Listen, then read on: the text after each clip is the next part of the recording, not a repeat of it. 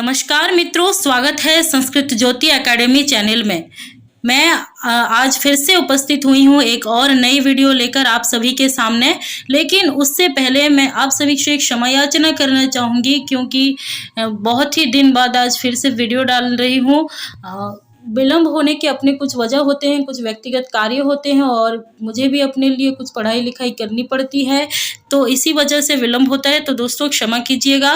और पिछले वीडियो में मैंने कहा था कि हम आने वाले वीडियो में मृच्छकटिक प्रकरण में 5 कार्यावस्थाओं के बारे में पढ़ेंगे। तो पिछले वीडियो में हम पढ़े थे 5 अर्थ प्रकृतियों के बारे में। 5 अर्थ प्रकृति मृच्छकटिक के किन किन स्थानों पर पाए जाते हैं वो हमने देखा था। और उससे भी पहले हम मृच्छकटिक कैसे एक प्रकरण है, फिर मृच्छकटिक का नामकरण मृच्छकटिक ही क्यों हुआ, ये सब पढ़ चुके हैं। अगर जो आप नए चैनल से जुड़ रहे हैं और जो पुराने चैनल में हैं वो लोग नहीं देखे हैं ये 3 महत्वपूर्ण वीडियो को, तो वो चैनल के प्लेलिस्ट में जाकर देख सकते हैं। और इस वीडियो को भी ज़रूर देखें, ये भी काफ़ी रोचक होने वाली है, क्योंकि इसमें एक महत्वपूर्ण नाट्यशास्त्रीय तत्व जो कि 5 प्रकार की कार्यावस्था है उसको हम 10 रूपक के साथ पढ़ेंगे। और साथ ही मृच्छकटिक के प्रत्येक अंकों में इनकी स्थिति देखेंगे, कहाँ कहाँ है और कैसी होती है, इसको जानेंगे। यहाँ 2 प्रकार की फ़ायदा होती है, जैसे कि हम 10 रूपक के अनुसार सारे लक्षण के अर्थ भी समझेंगे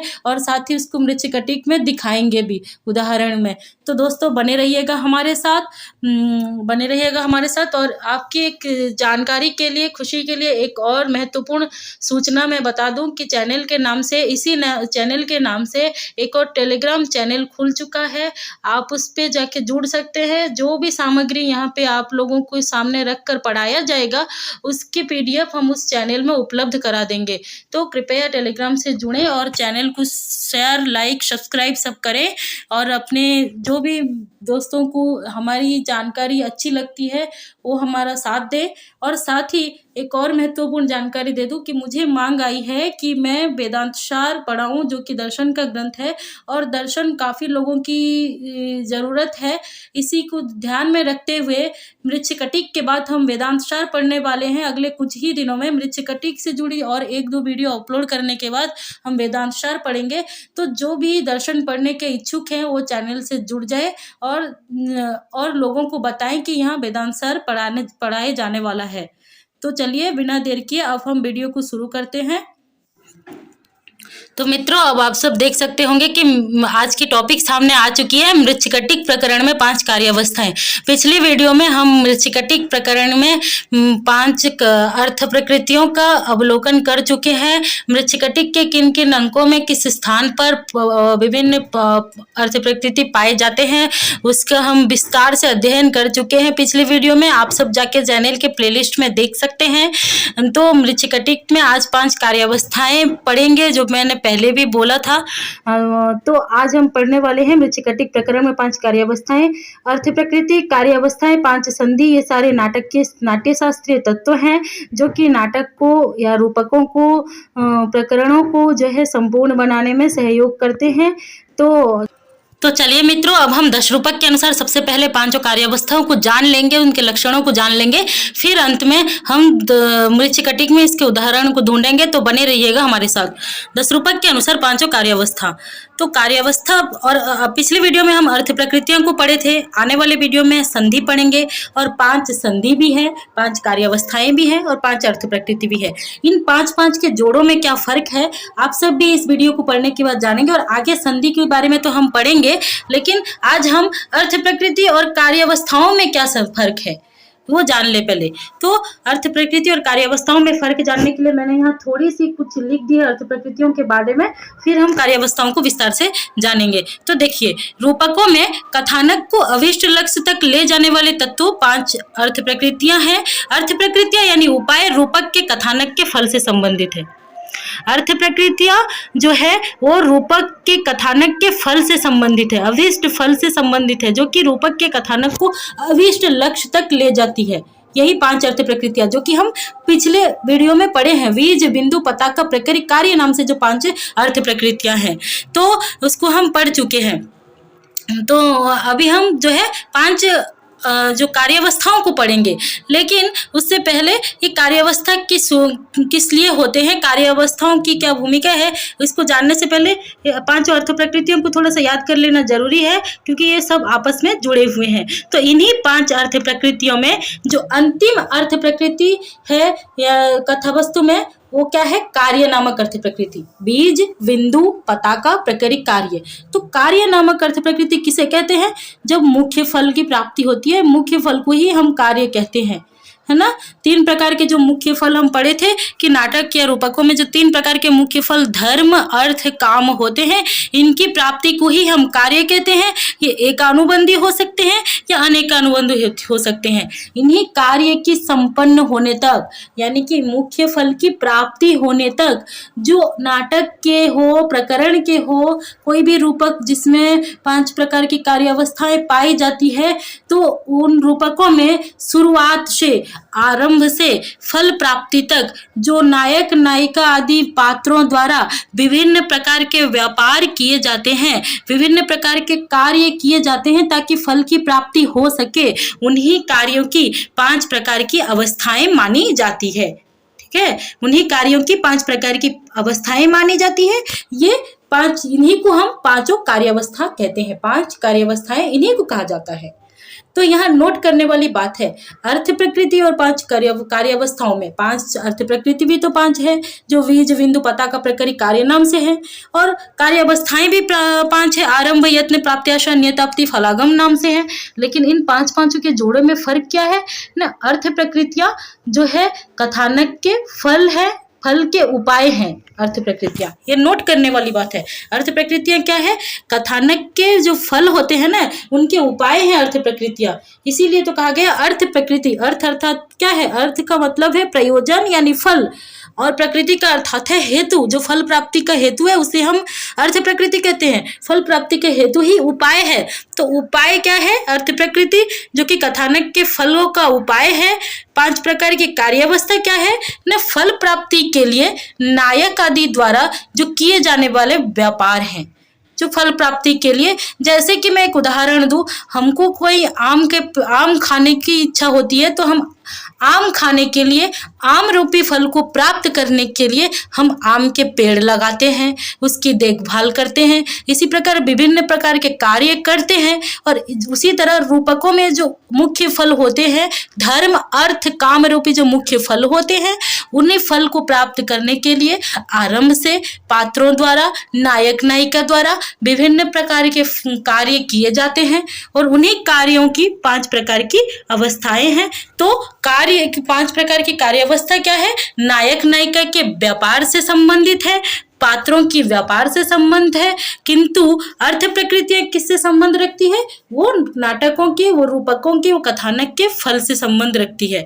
ठीक है, अब समझ में आ गया होगा। तो इन पांचों प्रकार के कार्यावस्थाओं का नामोल्लेख दश रूपक में किस प्रकार किया गया, अब वो हम देख लेते हैं। दश रूपक में कहा गया, अवस्था पंच कार्यस्य प्रारब्धस्य फलार्थिभिः आरंभ यत्न प्राप्त्याशा नियताप्ति फलागमः। अवस्था पंच कार्यस्य प्रारब्धस्य फलार्थिभिः आरंभ यत्न प्राप्त्याशा नियताप्ति फलागमः। इसका अर्थ क्या है न, फल की कामना करने वाले व्यक्ति यानी नायक आदि के द्वारा प्रारंभ में किए गए कार्य की कितनी अवस्था होती है, पांच अवस्थाएं होती है। वो पांच अवस्थाएं क्या है, आरंभ, यत्न, प्राप्त्याशा, नियताप्ति, फलागम नाम से ये पांच अवस्था कहे जाते हैं। तो जो रूपकों का मुख्य फल होता है, इन्हीं मुख्य फल के लिए रूपक की रचना की जाती है। कथानक तैयार इन्हीं मुख्य फल के आधार पर किया जाता है। तो मुख्य फल की कामना जिनको भी होती है, जो नायक, नायिका आदि पात्रों को होती है, उनके द्वारा आरंभ से फल प्राप्ति के लिए जो व्यापार किए जाते हैं, जो कार्य किए जाते हैं, उनकी पांच अवस्थाएं हैं, आरंभ, यत्न, प्राप्त्याशा, नियताप्ति, फलागम नाम से। अब हम इन सारों के लक्षण दस रूपक के अनुसार एक एक करके जानेंगे, तो बने रहिए हमारे साथ। तो अब हम दश रूपक के अनुसार पांच कार्यावस्थाओं के लक्षण को जानेंगे। उनमें सबसे पहला कार्यावस्था आरंभ है। तो आरंभ का लक्षण 10 रूपक में इस प्रकार कहा गया। औत्सुक्य मात्रा आरंभ फल लाभाय भूयसे। औत्सुक्य मात्रा आरंभ फल लाभाय भूयसे। औत्सुक्य मात्रा आरंभ फल लाभाय भूयसे। इसका अर्थ क्या है न, मुख्य फल की प्राप्ति के लिए नायक आदि में केवल उत्सुकता का होना आरंभ नामक कार्यावस्था है। मुख्य फल की प्राप्ति के लिए नायक आदि में केवल उत्सुकता का होना आरंभ नामक कार्यावस्था है। तो आरंभ नामक कार्यावस्था का लक्षण के अनुसार अर्थ क्या है, जो मुख्य फल, नाटक में जो 3 प्रकार के मुख्य फल होते हैं, धर्म अर्थ काम रूपी जो मुख्य फल होते हैं, उनकी प्राप्ति के लिए नायक आदि में जो है केवल उत्सुकता होना आरंभ नामक कार्यावस्था है। किसी भी चीज की आरंभ तभी होती है जब उसकी इच्छा होती है। तो मैंने ऊपर आपको आम के पेड़ लगाने के उदाहरण दिए हैं, तो उसे आम के भी पेड़ के जो है हम उदाहरण में समझ सकते हैं कि हमें जो सबसे पहले आम खाने की इच्छा होती है, प्रबल से प्रबल इच्छा होती है, तभी तो हम पेड़ लगाने जाते हैं, काम को शुरुआत करते हैं, काम को अंजाम देते हैं, तभी देते हैं जब हमें इच्छा होती है। तो जो आम खाने की जो इच्छा होती है ना, जो उत्सुकता सृष्टि होती है हमारे अंदर, वही उत्सुकता ही आरंभ नामक कार्यावस्था है। वैसे ही रूपकों के मामले में मुख्य फल की प्राप्ति के लिए जब नायक नायिका आदि में जो उत्सुकता आरंभ होती है, जो उत्सुकता पाई जाती है, जो प्रबल इच्छा पाई जाती है फल प्राप्ति की, उसी को हम आरंभ नामक कार्यावस्था कहते हैं। इसीलिए कहा गया औत्सुक्य मात्रा आरंभ फल लाभाय भूयसे। अब आरंभ के बाद प्रयत्न नामक कार्यावस्था को देख लेते हैं। प्रयत्न दूसरी कार्यावस्था है। 10 रूपक के अनुसार इसके जो लक्षण को देख लेते हैं। उदाहरण तो हम अंत में ही देखते हैं, हमारी ये परंपरा रही है। आप हमारे सारे वीडियो को देख सकते हैं, जो सारे उदाहरण अंत में प्रस्तुत करते हैं, यानी कि जो मुख्य चीज होती है ना, जो वीडियो का जो सारांश है वो अंत में प्रस्तुत होता है, इसलिए अंत तक कृपया जुड़े रहें। तो प्रयत्न का लक्षण है प्रयत्नस्तु तदप्राप्तो व्यापारयति त्वरान्वितः। प्रयत्नस्तु तदप्राप्तो व्यापारयति त्वरान्वितः। इसका अर्थ क्या है, तत् अर्थात उससे क्या तात्पर्य है न, रूपकों में नायक द्वारा निश्चित किया गया उस फल की प्राप्ति ना होने पर। तत् का अर्थात, ये जो तत् दिख रहा है, तत् का अर्थात क्या है, उसका अर्थ उस मतलब किसका न, तत् अर्थात जो वो रूपकों में नायक द्वारा, तत् रूपक, तत् का अर्थात है उस या वो, जो वो कौन न, रूपकों में ना, वो क्या है न, रूपकों में नायक द्वारा निश्चित किया गया उस फल की प्राप्ति ना होने पर, तो फल प्राप्ति हेतु अत्यंत शीघ्रता से विशेष यत्न करना प्रयत्न नामक कार्यावस्था है। तो हमने जाना यहाँ पे तदप्राप्तो अर्थात वो फल, कौन सा फल न, जो नाटकों में या रूपकों में नायक आदि द्वारा निश्चित किया जाता है, जब उसकी प्राप्ति नहीं होती है तो वो शीघ्रता से वो जल्दी प्राप्त हो, और उसके लिए शीघ्रता से कुछ प्रयत्न, कुछ प्रचेष्टाएं, कुछ प्रयास किए जाते हैं, उसी को हम प्रयत्न कहते हैं। जैसे कि मैंने ऊपर आम के पेड़ के बारे में उदाहरण दिया है कि हमें पहले आम खाने की इच्छा हुई, उत्सुकता पैदा हुई और आम खाने का मन किया तो आम का पेड़ लगाने की उत्सुकता हुई। तो उत्सुकता होने से वहाँ जो क्या है, उत्सुक्य मात्रा आरंभ फल लाभाय भूयसे, यानी कि आरंभ नामक कार्यावस्था हुआ। आम की खाने की इच्छा होने से हमें आम के पेड़ को लगाने की इच्छा हुई, हम लगाने की उत्सुकता हुई, तो वो उत्सुकता ही आरंभ नामक कार्यावस्था था। अब ये प्रयत्न में कौन आ जाते हैं, जब हमें उत्सुकता होती है, हम क्या करते हैं, पेड़ के बीज को लगाते हैं या पेड़ लगाते हैं, तो लगाने के पौधा लगाते हैं और उसकी फल प्राप्ति होगी। तो लगाना भी एक प्रकार का प्रयत्न है, साथ ही उस पौधे में पानी देना, उसकी देखभाल करना, उसको फल प्राप्ति के योग्य बनाने के लिए कुछ भी व्यापार करना, बीच में उस जो अति त्वरित रूप से किया जाता है, त्वरान्वित रूप से किया जाता है, जिससे कि फल प्राप्ति हो सके। तो बीच में जो व्यापार किए जाते हैं उसे हम प्रयत्न कहते हैं। उसी प्रकार नायक नायिका आदि पात्रों के द्वारा रूपकों की कहानी में भी इसी प्रकार के फल प्राप्ति के लिए जो अंत में जो मुख्य फल की प्राप्ति होगी, धर्म अर्थ काम रूपी मुख्य फल की प्राप्ति होती है, उसी फल को प्राप्त करने के लिए बीच में कुछ अति त्वरित शीघ्रता से विशेष प्रकार के यत्न प्रयत्न प्रचेष्टाएं की जाती है, उसे हम प्रयत्न नामक कार्यावस्था कहते हैं। तो ये है प्रयत्न नामक कार्यावस्था। अब आरंभ और यत्न के बाद प्राप्त्याशा नामक कार्यावस्था को समझ लेते हैं। प्राप्त्याशा का लक्षण 10 रूपक में इस प्रकार दिया गया है। उपाय अपाय शंकाभ्याम प्राप्त्याशा प्राप्ति संभवः। उपाय अपाय शंकाभ्याम प्राप्त्याशा प्राप्ति संभवः। उपाय अपाय शंकाभ्याम प्राप्ति संभवः प्राप्त्याशा उच्यते। अर्थ समझ लेते हैं। जब वो फल प्राप्ति के लिए किए गए उपाय तथा फल प्राप्ति में अपाय अर्थात विघ्न की आशा होने पर फल प्राप्ति की संभावना को प्राप्त्याशा नामक कार्यावस्था कहते हैं। तो उपाय यानी कि जो भी हम करते हैं फल प्राप्ति के लिए, और अपाय अर्थात विघ्न, जब हम उपाय करने के बीच में भी कोई विघ्न की आशंका होती है, अपाय का मतलब विघ्न। तो अच्छे से समझ लेते हैं कि फल प्राप्ति के लिए किए गए उपाय हम उसी आम के पेड़ को नज़र में रख के पहले समझते हैं, फिर रूपकों में समझेंगे। तो आम के पेड़ को हमारी आम खाने की इच्छा हुई, तो हमें पेड़ लगाने की उत्सुकता हुई, आरंभ हो गया, और फिर हमने पेड़ जो पौधा को लगाया, उसको सींचा, उसकी देखभाल की, उसमें पानी वगैरह देना, उसमें औषधि देना, उसे कीट पतंगों आदि से बचाना, तो घास फूस जो खाने वाले जानवरों से बचाना, ये सारे प्रकार के प्रयत्न होते हैं जिससे कि हम है ना जो हमें प्रयत्न जो पेड़ को रक्षा करते हैं, पौधे की रक्षा करते हैं, ताकि वो बढ़कर शीघ्र ही फल देने के योग्य बन जाए। ये अति त्वरान्वित व्यापार है, इन्हें प्रयत्न कहा जाता है। हम सारी प्रयत्न करते हैं, हर प्रकार की प्रचेष्टा करते हैं ताकि पेड़ जल्दी से पेड़ बनकर एक मतलब फल देने योग्य बन जाए। तो ये तो गया प्रयत्न। फिर उसमें प्राप्ति आशा कब होती है?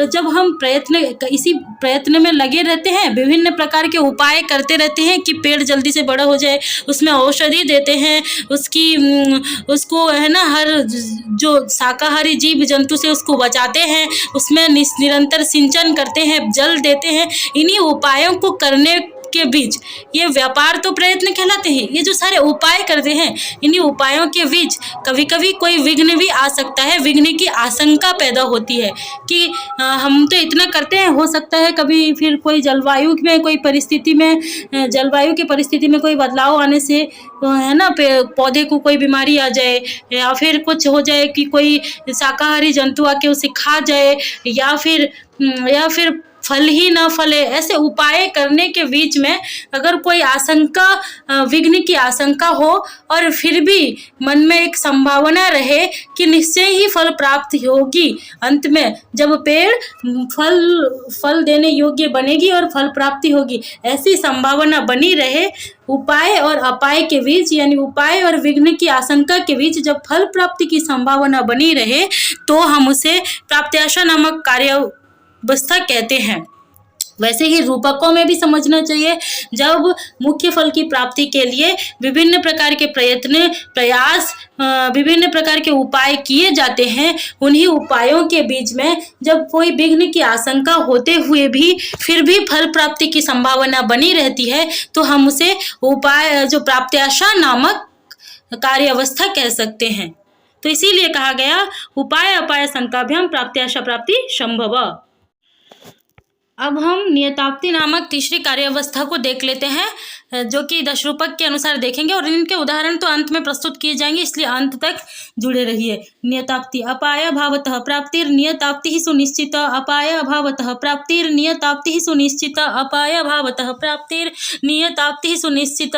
इसका अर्थ क्या है? अपाय यानी विघ्नों के अभाव दूर होने के कारण जब फल की प्राप्ति सुनिश्चित हो जाती है, उसे हम नियताप्ति नामक कार्यावस्था कहते हैं। अपाय यानी विघ्नों के अभाव यानी दूर होने के कारण जब फल की प्राप्ति सुनिश्चित हो जाती है, उसे नियताप्ति नामक कार्यावस्था कहा जाता है। कैसे? यानी कि अपाय जो कि विघ्न है। हमने ऊपर विघ्नों की चर्चा की, बहुत सारे विघ्नों की चर्चा की, वो आम के पेड़ का उदाहरण दिया। वैसे विघ्नों की आशंका जब खत्म हो जाती है और खत्म होने के बाद जब फल की प्राप्ति सुनिश्चित हो जाती है, हमें लगता है कि अब तो फल मिलना तय है, सुनिश्चित हो जाती है, उसे हम नियताप्ति नामक कार्यावस्था कहते हैं। जैसे कि उसी आम के पेड़ के मामले में पहले समझ लेते हैं। तो हमने पहले तो आरंभ किया, प्रयत्न किया और फिर प्राप्ति आशा हुई, संभावना हुई, इस प्रयत्न करने से हमें संभावना हुई कि अब फल हमें मिलेगा। लेकिन हम देखते देखते कि जो पौधा है दिन को दिन बढ़ बढ़ के पेड़ की तरह हो, पेड़ बन गया अभी, और पेड़ बन अब फल देने योग्य बन रहा है।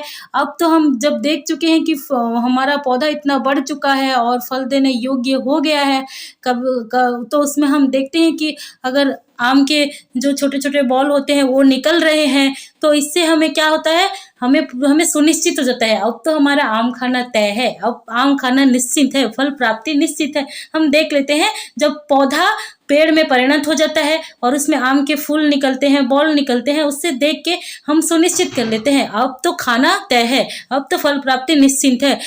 तो यहाँ पे नियताप्ति हो जाता है, यानी कि फल की प्राप्ति बहुत ही करीब है, फल पाना बहुत ही निश्चिंत है और बहुत ही करीब है। जब हमें पता चल जाता है उसे हम नियताप्ति कहते हैं। उसी प्रकार रूपकों में भी जब नायक नायिका के द्वारा आरंभ, यत्न आदि कार्यावस्था आदि हो जाने के बाद में आरंभ हुआ, प्रयत्न हुआ और प्राप्ति की आशा हुई, प्राप्ति की संभावना हुई, और जब अंत तक आते आते जब ऐसा लगता है कि अब सारे विघ्न के अभाव हो गए हैं, सारे बाधा विघ्न खत्म हो चुके हैं और इनके खत्म होने के कारण अब फल प्राप्ति सुनिश्चित है, फल की प्राप्ति बहुत ही करीब है, सुनिश्चित है, फल प्राप्ति तय है, तो तब हम उसे नियताप्ति नामक कार्यावस्था कहते हैं।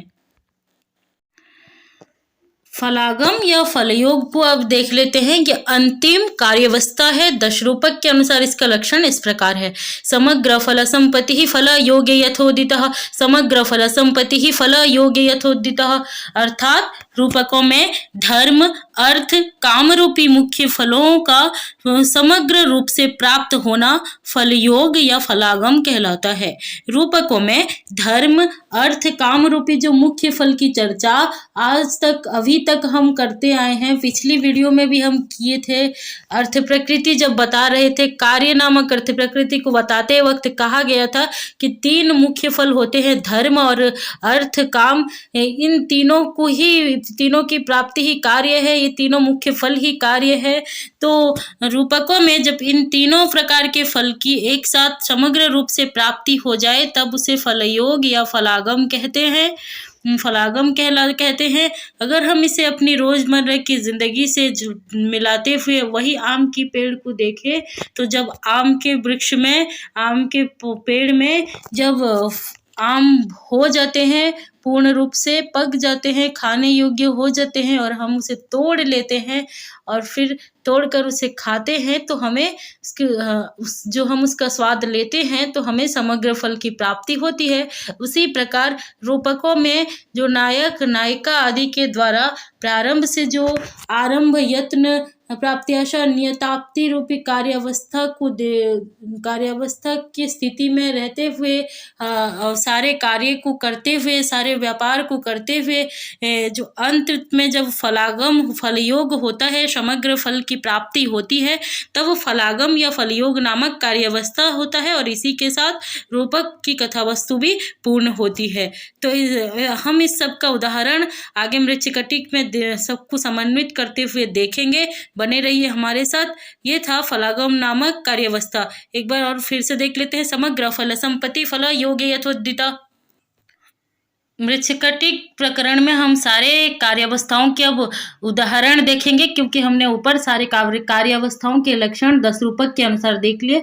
अब बारी है उदाहरण देखने की। तो चलिए देखते हैं मृच्छकटिक प्रकरण में 5 कार्यावस्थाओं का अवलोकन। तो कैसे अवलोकन करेंगे? पहले हम कार्यावस्थाओं को याद करेंगे, उनके लक्षण कैसे कैसे थे उनको याद करेंगे, फिर उसको हम मृच्छकटिक के उदाहरणों में समन्वित करेंगे। तो आरंभ नामक कार्यावस्था कैसा होता है? तो उसका जवाब है, कार्य की वो अवस्था जहां नायक आदि के मन में केवल उत्सुकता मात्र हो।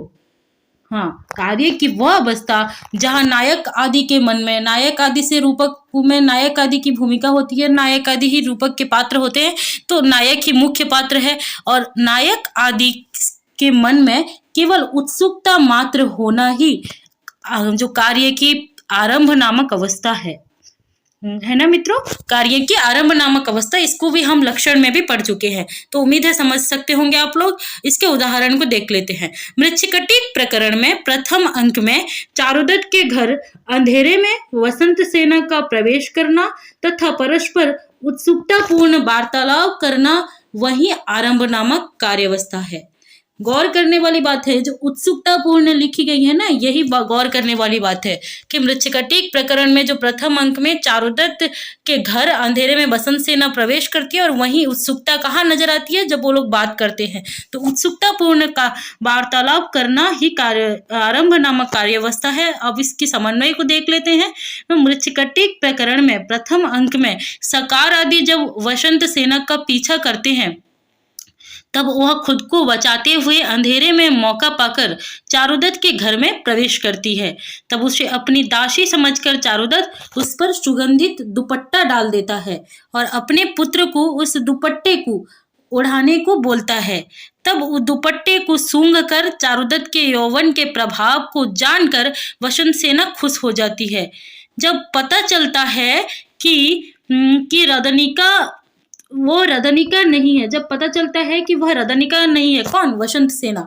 वसंत सेना रदनिका नहीं है, तो चारुदत्त क्या करता है, उससे कई बातों को याद करके उत्सुकता प्रकट करता है।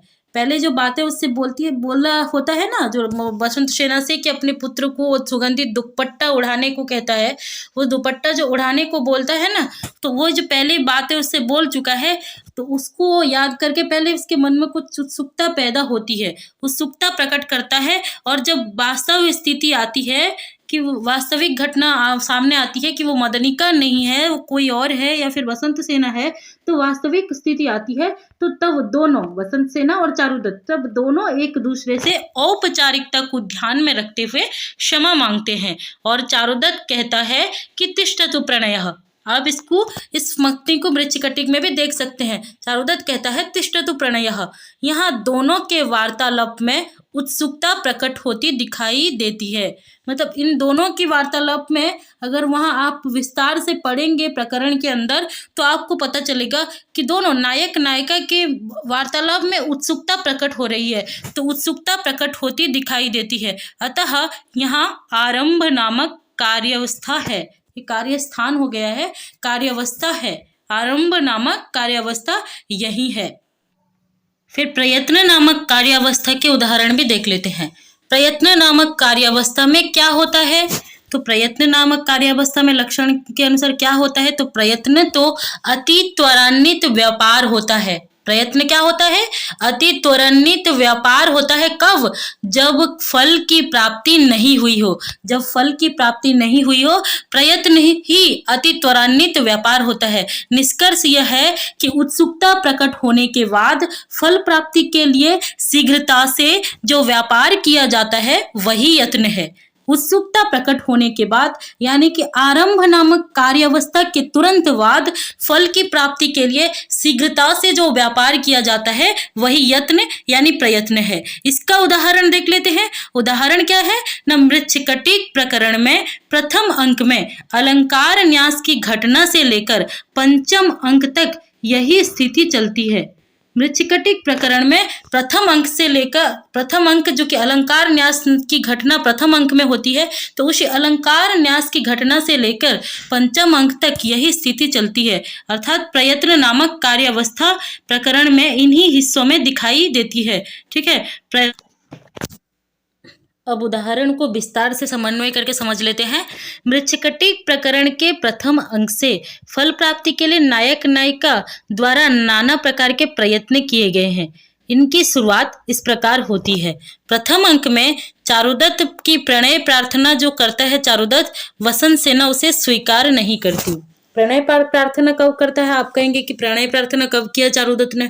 तो चारुदत्त जब बोलता है ना तिष्ठतु प्रणय, यानी कि उसके अपने घर में प्रवेश करने को बोलता है, तिष्ठतु प्रणय जो उक्ति बोलता है माफी मांगकर, तो वही प्रणय प्रार्थना को वसंत सेना स्वीकार नहीं करती है। तो चारुदत्त जब प्रणय प्रार्थना करता है, वसंत सेना उसे स्वीकार नहीं करती, फिर भी लगातार मिलने जुलने की प्रक्रिया बनी रहे इसके लिए वह प्रयत्न करती है। क्या करती है? प्रयत्न करती है। प्रयत्न इस प्रकार करती है कि अपने गहने चारुदत्त के घर धरोहर के रूप में रख देती है। हाँ, जब लगातार मिलने जुलने की प्रक्रिया बनी रहे, पहले तो उसकी प्रणय प्रार्थना को स्वीकार नहीं करती, किंतु मिलने जुलने की प्रक्रिया बनी रहे इसके लिए वो जानबूझकर अपने गहने को जो है चारुदत्त के घर रखती है। यह एक प्रकार का प्रयत्न हुआ। और फिर द्वितीय अंक में इसको हम देखें, हम पढ़े, हम तो पढ़ने से केवल हम ये नहीं समझे, उसने खुद भी इस रहस्य को प्रकट किया है। कब? ना, द्वितीय अंक में मदनिका के साथ बातचीत में इस रहस्य को वसंत सेना ने खुद प्रकट भी किया है। ठीक है, इसी तरह अलंकार न्यास की घटना के बाद जो अलंकार न्यास रूप में चारुदत्त के घर जानबूझकर रख के आई ना, इसी घटना के बाद क्या होता है, पंचम अंक तक फल प्राप्ति के लिए नाना प्रकार से प्रयत्न जारी रहती है। जैसे कि पंचम अंक में ही देख ले, पंचम अंक में क्या होता है कि चारुदत्त की तरह बहाना बनाते हुए वो अपनी चेटी से चारुदत्त को कहलाती है कि आपकी भेजी हो जाने वाली रत्नावली वसंत सेना यानी कि वही खुद जुए में हार गई है, इसलिए उसके बदले में यह अलंकार भांड रख लीजिए। मतलब कि वो फिर से अपना अलंकार भांड, एक बार तो उसका अलंकार भांड उसे प्राप्त हो जाता है सर्विलक के द्वारा, फिर वो अलंकार भांड को क्या करती है, फिर से चारुदत्त को देने की प्रयास करती है, क्योंकि प्रयत्न करती है फिर से मिलने जुलने की प्रक्रिया जारी हो जाए। तो वो क्या करती है, चारुदत्त की तरह बहाने बनाती है। इससे पहले एक बार चारुदत्त बहाना बना चुका है। जब सर्विलक उसके गहने चुरा लिया था तब चारुदत्त के यहाँ वो न्यास की तरह था, तो चारुदत्त खुद की प्रतिष्ठा को बचाने के लिए तो चारुदत्त क्या किया है, झूठ बोला है और अपनी बीवी धूता की जो रत्नावली को वो वसंत सेना को दे दिया है विदूषक के हाथ में, और विदूषक से कहलवाया है कि वो चारुदत्त जो है वसंत सेना के गहने को जुए में हार गया है। और लेकिन ये झूठ होती है और यह वसंत सेना को पता चल जाता है, क्योंकि पहले ही उसे सर्विलक के द्वारा उसके गहने उसे प्राप्त हो गए होते हैं। तो वो क्या करती है, इसी तरह फिर पंचम अंक में एक बार फिर से प्रयास करती है, फिर से प्रयत्न करती है कि ऐसे मिलना जुलना फिर से जारी हो सके, मिलना जुलना की प्रक्रिया चालू हो जाए। तो वो जानबूझकर फिर से पंचम अंक में वसंत सेना जानबूझकर बहाने बनाती है, चारुदत्त की भांति कहती है कि आपकी दी हुई रत्नावली जो है वसंत सेना अपनी चेटी से कहलाती है। चेटी आके जो चारुदत्त को कहती है कि आपकी दी हुई रत्नावली वसंत सेना जुए में हार गई है, वसंत सेना जुए में हार गई है, इसलिए उसके बदले में यह अलंकार भांड रख लीजिए। यानी कि फिर से वो अलंकार भांड को देती है, यानी जिसमें अलंकार है उस अलंकार भांड को फिर से दे देती है। इससे चारुदत्त से मिलने का अवसर फिर से प्राप्त होता है। और इस प्रकार प्रयत्न नामक कार्यावस्था इस प्रकरण में प्रथम अंक के अलंकार न्यास की घटना के बाद से लगातार पंचम अंक तक बनी रहती है। अब प्राप्त्याशा का उदाहरण हम देखेंगे। प्राप्त्याशा नामक कार्यावस्था कैसा होता है ना, फल प्राप्ति के लिए किए गए उपाय में विघ्न की आशंका होते हुए फल की प्राप्ति की संभावना दिखाई दे तो प्राप्त्याशा कहलाती है। हाँ, हम लक्षण में पढ़ चुके हैं, एक बार फिर से देख लीजिए। फल प्राप्ति के लिए किए गए उपाय, यानी कि फल प्राप्ति के लिए जो भी उपाय किए जाते हैं, जो भी टोटके किए जाते हैं, उनमें जब विघ्न की आशंका हो तो फल प्राप्ति की संभावना फिर भी दिखाई दे तो प्राप्त्याशा कहलाती है। यानी कि उपाय हो और विघ्न की आशंका भी हो किंतु फिर भी फल प्राप्ति की संभावना रहे, उसे हम प्राप्त्याशा नामक कार्यावस्था कहते हैं। तो इसका उदाहरण एक बार मृच्छकटिक में देख लेते हैं। उदाहरण क्या है, मृच्छकटिक प्रकरण में षष्ठ अंक के प्रारंभ से लेकर दशम अंक में जब चारुदत्त का वध करते समय चांडाल के हाथ से तलवार छूटकर गिर जाती है और उसी समय वसंत सेना आकर कहती है, आर्यः एष अहं मंदभागिनी यस्य कारणादेश व्यवद्यते। वसंत सेना की यह उक्ति तक ही प्राप्ति आशा है, इसी उक्ति तक प्राप्ति आशा है। आर्या एष अहं मंदभागिनी यस्य कारणादेश व्यपद्यते। वसंत सेना की इस उक्ति तक प्राप्ति आशा नामक कार्य अवस्था है। कैसे देख लेते हैं समन्वय को। तो समन्वय इस प्रकार है, मृच्छकटिक के षष्ठ अंक से दशम अंक तक उपाय अपाय के बीच फल प्राप्ति की संभावना जहां जहां हुई है क्रमशः निम्न में उल्लिखित है। जैसे कि षष्ठ अंक में चेटी वसंत सेना को बताती है कि उद्यान में चारुदत्त से उसे मिलने जाना है। जो जीर्ण उद्यान में चारुदत्त से मिलने जाती है वसंत सेना ना, उसी घटना का शुरुआत षष्ठ अंक में होता है। और इसी षष्ठ अंक से ही जो तीसरी कार्यावस्था प्राप्ति आशय की शुरुआत होती है। तो जैसे कि षष्ठ अंक में चेटी वसंत सेना को बताती है कि उद्यान में चारुदत्त से उसे मिलने जाना है। किसे? वसंत सेना को। तो मिलने जाना है, इससे उसकी मिलने की आशा बन जाती है। ध्यान कर रखिए दोस्तों, यहाँ पर मिलने की आशा बनती है। लेकिन संयोग ऐसा होता है कि गाड़ियों का विपर्यय यानी अदला बदली हो जाने से वह सकार के पास पहुंच जाती है। सकार के पास पहुंच जाती है। एक जगह आशा बनी, फिर विघ्न आया। वो कैसे? सकार के पास पहुंच गई है, गाड़ियों का विपर्यय हो गया, यानी कि एक विघ्न सृष्टि हुआ। ध्यान में रखते रखते चलिए। तो विपर्यय होने से, गाड़ी की अदला बदली होने जाने से वह सकार के पास पहुंच जाती है। इस प्रकार उसकी आशा पुनः निराशा में परिणत हो जाती है। उपाय हुआ, परंतु उपाय में फिर से विघ्न हो गया और आशा निराश में परिणत हो गई। फिर क्या होता है ना, जीर्ण उद्यान में अपेक्षारत चारुदत्त भी वसंत सेना से मिलना चाहता था, जीर्णोद्यान में अपेक्षा किया था। तो जीर्णोद्यान में अपेक्षारत चारुदत्त की आशा बनी रहती है कि गाड़ी में वसंत सेना ही आएगी, क्योंकि उसने गाड़ी भिजवाया है और उसकी आशा रहती है कि गाड़ी में अवश्य ही वसंत सेना आएगी और उन दोनों का मिलन होगा। किंतु गाड़ी में गोपाल पुत्र आर्य को देखकर उसकी भी आशा निराश में बदल जाती है। तो यहाँ पे गौर करने वाली बात है, उसने उपाय किया था, गाड़ी भेजी थी कि वसंत सेना आएगी, किंतु वहाँ विघ्न आ गया। विघ्न कैसे आया ना, वसंत सेना के जगह पे आर्यक आ गया, जो कि चारुदत्त की आशा फिर से, यहाँ पर भी चारुदत्त की आशा भी निराश में परिणत हो गई। इस तरह उपाय और अपाय यहाँ देखने मिलते हैं। फिर क्या होता है, फिर क्या होता है ना, और इसी प्रकार जब दशम अंक में, फिर आ जाते हैं दशम अंक को। जब इसी प्रकार जब दशम अंक में न्यायालय में चारुदत्त को वसंत सेना के हत्या के आरोप में मृत्यु दंड दिया जाता है। आप सभी को पता होगा कि वसंत सेना के हत्या के आरोप, झूठी आरोप चारुदत्त पर लगी थी। अगर जो कोई भी मृच्छकटिक को पढ़ चुके हैं तो उस आरोप के लिए उसे मृत्यु दंड दिया जाता है। तो तब क्या होता है, तब उसकी आशा तो पूर्णतः समाप्त होने लगती है। कोई भी हो, अगर वो मरने की कगार पर खड़ा हो, उसको मृत्यु दंड दिया जाता हो, तो उसकी तो आशा तो पूर्ण रूप से समाप्त होगी ही। तो वो सोचने लगता है कि अब वसंत सेना से कभी मिलन हो नहीं सकता। उसकी आशा क्या होती है, यहाँ पर पूर्णतः समाप्त होने लगती है। तो आशा निराशा जारी रहती है, उपाय अपाय जारी रहता है। विघ्न आता है, उपाय होता है, विघ्न आता है, उपाय होता है, विघ्न की आशंका बनी रहती है। फिर भी क्या होता है, इस प्रकार से जब उसके मन में ये डर हो जाता है, वो सोचता है कि अब उसकी आशा पूरी तरह निराशा में बदल जाती है कि अब तो कभी उसकी मिलन होगी नहीं, पूर्णतः आशा समाप्त हो जाती है, यानी कि विघ्न की आशंका हो पूरी तरह हावी हो गई है। तो क्या होता है, फिर अंत में इन्हीं उपायों अपायों के बीच फल प्राप्ति की संभावना कब होती है न, तब होती है जब दशम अंक में चांडाल के हाथ से तलवार छूट कर गिरती है। हाँ, चांडाल जब चारुदत्त को मृत्यु दंड देने के लिए तलवार उठाता है तो उसके हाथ से दशम अंक में क्या होता है, तलवार छूटकर पहले गिर जाती है और उसी समय भिक्षुक के साथ वसंत सेना वहाँ अचानक आ जाती है। अब जिसकी मौत की सजा उसको मिल रही थी, वही वसंत सेना खुद आ जाती है और कहती है कि आर्यः ऐसा अहं मंदभागिनी यस्या कारणादेश व्यपद्यते। इस तरह वसंत सेना के आने से फल प्राप्ति की संभावना पुनः बन जाती है। हाँ, वसंत सेना से उसकी मिलन होगी, यही फल प्राप्ति है।